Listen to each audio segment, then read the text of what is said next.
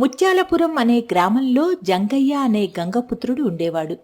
సముద్రంలో వేటకు వెళ్లి చేపలను విక్రయిస్తూ జీవనం కొనసాగించేవాడు. ఒకరోజు జంగయ్య వేటకు వెళ్లగా వలలో ఒకే ఒక చేప పడింది. ఎక్కువ చేపలు పడతాయనుకుంటే ఒక్కటే పడిందేంటి అని బాధపడుతూ, పోనీలే, ఇది కూడా వలలో పడని జాలర్లు ఎంతోమంది ఉంటారు, మనకు ఈ ఒక్క చేపన్నా పడింది, సంతోషమే కదా అని తనలో తాను అనుకుంటూ ఇంటికి వెళ్లిన జంగయ్య, ఏమోయ్ గంగా, ఈ చేపను వండి మంచి రుచికరమైన చేపల పులుసు వండు. అదేంటయ్యా, చేపల వేటకు వెళ్లి లింగులింగుమంటూ ఒక చేప తీసుకొచ్చావు, పైగా చేపల పులుసు పెట్టమంటున్నావు. ఏం చేయను, నేను కూడా చాలా ఆశతోనే వెళ్ళాను. కనీసం ఒక 20 చేపలన్నా పడతాయని సంబరపడ్డాను. కానీ ఏం చేయను, మన అదృష్టం ఇంతే అనుకుంటా. ఊరుకోవయ్యా, 20 చేపలు తేవలసిన వాడివి ఒక్క చేప తీసుకొచ్చి పైగా ఇదే అదృష్టం అనుకోమంటావా? ఇలా చూడు గంగా, వేటకు వెళ్ళిన వాళ్ళలో ఒక్క చేప కూడా వలలో పడని వాళ్ళు చాలామంది ఉన్నారు. ఆ విధంగా చూస్తే ఈ ఒక్క చేప పడిన మనం అదృష్టవంతులమే కదా. సర్లే, వేటకెళ్తే చేపలు పడవు కానీ పెళ్ళానికి మాటలు మాత్రం బాగా చెప్తావు అంటూ చేపని కోసేందుకు వంటగదిలోకి వెళ్లిన గంగ గట్టిగా ఒక అరుపు అరుస్తుంది. భార్య అరుపు విన్న జంగయ్య, ఇప్పుడే కదా వెళ్ళింది, అప్పుడే అంతలా అరిచిందేమిటి? కొంపతీసి చేప కొయ్యబోతూ చెయ్యి కోసేసుకుందా ఏమిటి అని కంగారు పడుతూ వంటగదిలోకి వెళ్తాడు జంగయ్య. ఏంటే, జరగరానిదేదో జరిగినట్టు అంత గావుకేక పెట్టావు? చెయ్యిగాని కోసేసుకున్నావా ఏంటి? అదేం కాదు, నువ్వు తీసుకువచ్చిన ఈ చేప పొట్ట కోస్తుంటే అందులోంచి ఇదిగో ఈ వజ్రం బయటకు వచ్చింది. ఏంటి, చేప పొట్టలో నుంచి వజ్రం బయటకొచ్చిందా?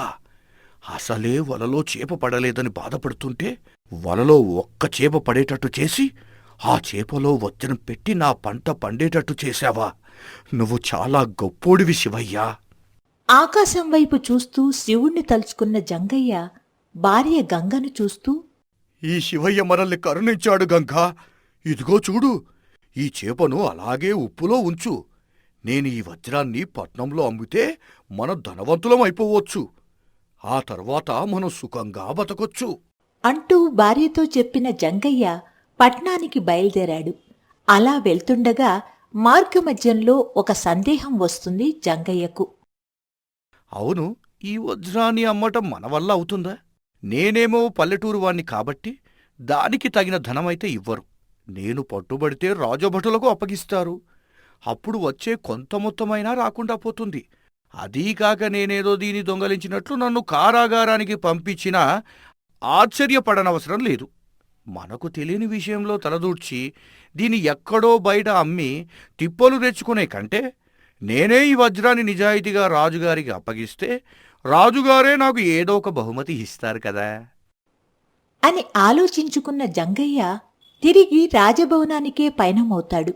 రాజభవనం ప్రధాన ద్వారాల దగ్గర ఉన్న భటుడు జంగయ్యను ఆపి, ఏమిటాయ్, అలా దర్జాగా లోపలికి వెళ్ళిపోతున్నావు?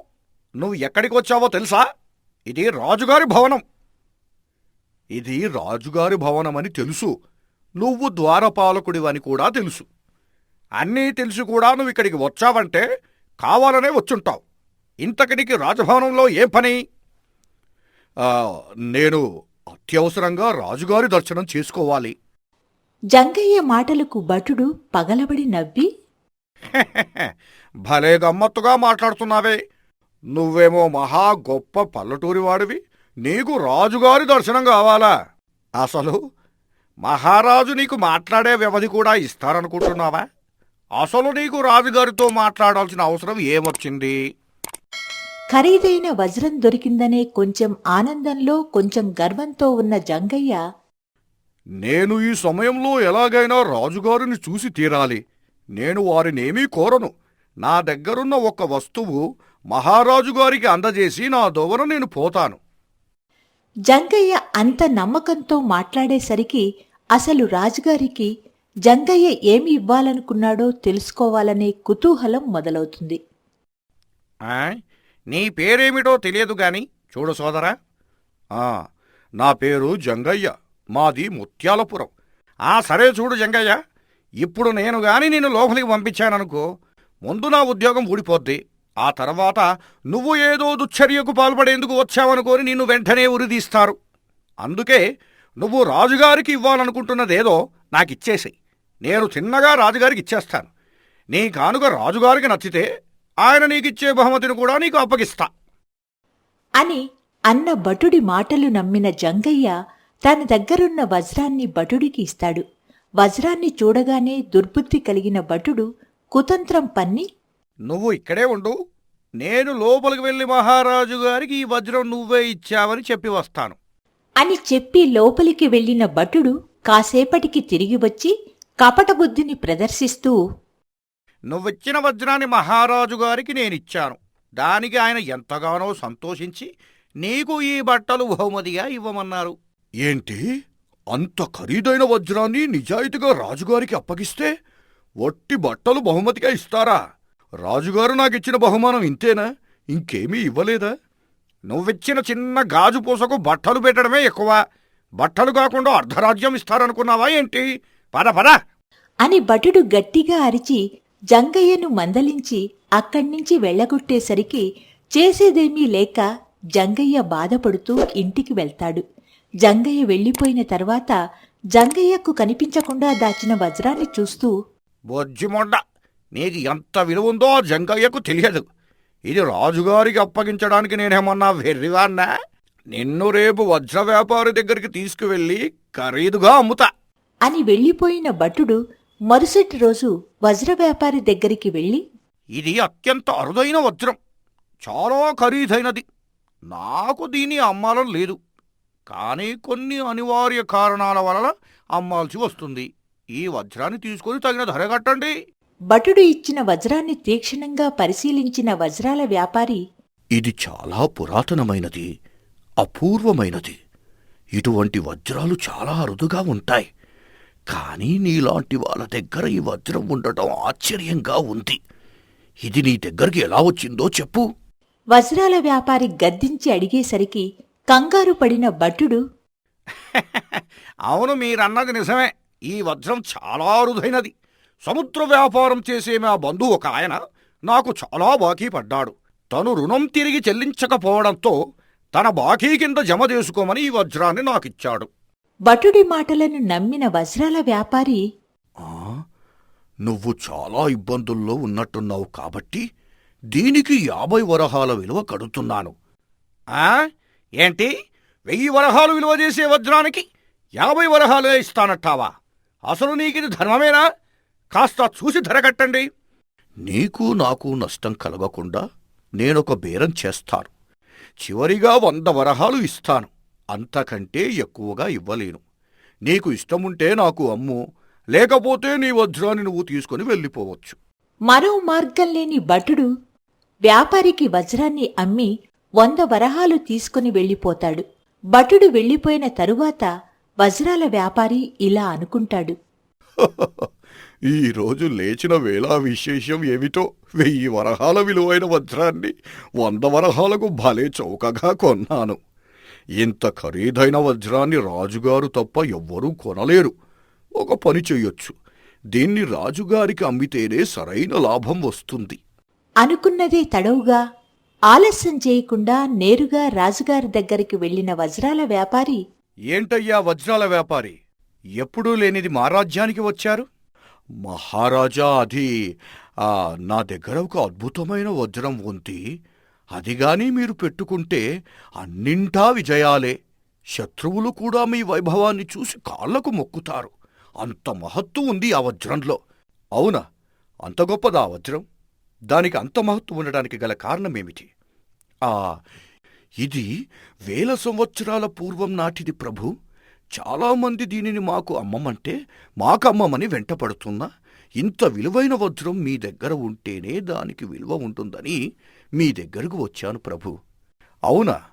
అంత గొప్ప వజ్రాన్ని మేమొక్కసారి పరిశీలిస్తాం, ఇలా ఇవ్వండి అని అడిగిన వెంటనే ఆ వజ్రాన్ని రాజుగారికి ఇచ్చిన వజ్రాల వ్యాపారి ఆ వజ్రాన్ని ఆస్థాన నిపుణులకు చూపించగా వారు దాన్ని నిశితంగా పరీక్షించి, ఆ, అవును మహారాజా, ఈ వజ్రాల వ్యాపారి చెప్పింది నిజం. ఇది చాలా అరుదైన వజ్రం. దానికి విలువ కట్టడం మన తరము కాదు. కానీ సుమారుగా చెప్పాలంటే 1500 వరహాలు ఉండవచ్చు. ఇది అంచనా మాత్రమే ప్రభూ. బహుశా దీని విలువ ఇంకా ఎక్కువయ్యే ఉండొచ్చు. నిపుణుల మాటలు విన్న రాజు ఆ వజ్రానికి నిజంగా మహిమలు ఉన్నాయో లేవో తెలుసుకునేందుకు పూజామందిరంలోకి వెళ్తాడు. పూజామందిరంలో రాజుగారు నిత్యం ఆరాధించే దేవీ విగ్రహం ఉంటుంది. రాజుగారు ఏదైనా విలువైన వస్తువులు కొనవలసి వచ్చినప్పుడు ఆరాధ్య దైవం అభిప్రాయాన్ని అర్థించేవాడు. ఆ దేవి తన ఇష్టాయిష్టాలను ఏదో ఒక సంజ్ఞ ద్వారా తెలియచేస్తూ ఉండేది. వజ్రాన్ని కూడా అమ్మవారి పాదాల వద్ద ఉంచి కళ్ళు మూసుకొని ధ్యానించగా వెంటనే వజ్రం కిందపడిన చప్పుడు వినపడ్డం గ్రహించారు రాజు. అలా 2 సార్లు వజ్రాన్ని దేవి పాదాల వద్ద ఉంచి ధ్యానించగా కాని 2 సార్లు అది కింద పడింది. రాజు వజ్రాన్ని తీసుకుని బయటికి వచ్చి, ఇది మంచి వజ్రమేనని మా ఆస్థాన నిపుణులు చెబుతున్నారు. అయితే దీని విక్రయంలో ఏదో అన్యాయం జరిగిందని నా మనసు శంకిస్తుంది. ఇది నీకెలా వచ్చిందో, ఎంతకు కొన్నావో నిజం చెప్పు. ఆ మహారాజా, నిజం దాచాలన్న తలంపు నాకే కోశానా లేదు. నేను దీని 1000 వరహాలకు కొన్నాను. దీని విలువ అంతకంటే ఎక్కువే. కాని అత్యాశతో మారుబేరానికి అమ్మదలచాను. అయితే నేను ఉండే చోట ఈ వజ్రం యొక్క పూర్తి విలువ ఇవ్వటం ఎవ్వరికీ సాధ్యం కాదు. తక్కువకు కొని ఎక్కువకు అమ్మటమే నా వృత్తి. అందులో ఏ అన్యాయం లేదు ప్రభూ. అయితే దీన్ని మీరు ఎవరి దగ్గర నుంచి కొన్నారు? సత్యం చెప్పండి. అసత్యమాడినచో మీకు కఠిన శిక్ష విధించడం జరుగుతుంది.